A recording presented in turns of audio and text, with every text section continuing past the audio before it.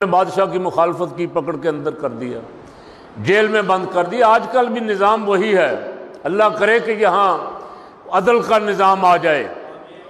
اپنے سیاسی مخالفین کو بند کرنا، عدل و انصاف مہیا نہ کرنا، یہ وہی بادشاہانہ روش، یہ کوئی جمہوریت نہیں ہے، یہ کوئی نظام عدل نہیں ہے۔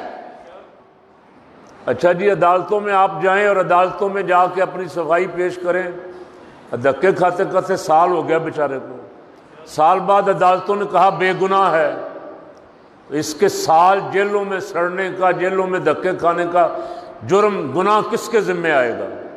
کیوں جی؟ پکڑنے والے کے ذمہ آئے گا کہ عدالت کے ذمہ آئے گا؟ کسی کے ذمہ تو آئے گا نا۔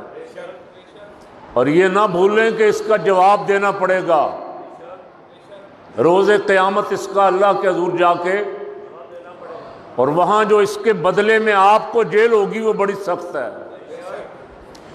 یہاں تو آپ کر لیں گے اپنے مخالفوں کو۔ ڈاکٹر اشرف آصف جلالی صاحب کو اب تقریباً تیسرا مہینہ ختم ہونے کو ہے۔ اس دفعہ فریق مخالف نے کہا جی ہم نے ابھی وکیل نہیں کیا، عدالت نے 14 دن اور دے دیے، 14 دن ضمانت ڈیلے کر دی، آپ وکیل کر لیں۔ تو میں سوال کرتا ہوں جج صاحبان سے کہ کیا یہ انصاف ہے؟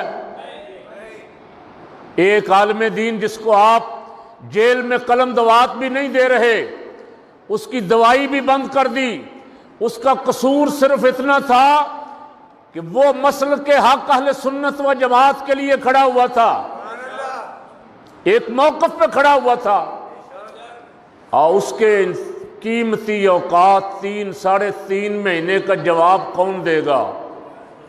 پکڑنے والے حکمران دیں گے یا عدالتیں دیں گی؟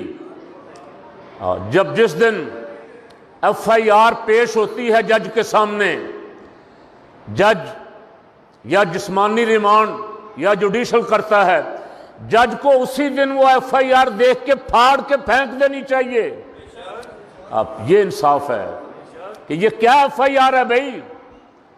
1 دن 2 دن 6 مہینے سال بندہ اندر رہے، بعد میں جا کے آپ رہا کریں، کہیں جی اب کوئی ثبوت نہیں ملا جی ہمیں۔ یہ نظام انصاف نہیں ہے، نظام عدل نہیں ہے۔ اور یاد رکھو جتنے بھی کرسیوں پہ بیٹھے ہوئے ہو، اللہ کی عزت کی قسم اس کی سزا بہت سخت ہے۔ امام اعظم ابو حنیفہ کی منتیں کی بادشاہ نے قاضی القضاء بنانے کے لیے، فرمایا نہیں، کوڑے کھاتے رہے جج نہیں بنے۔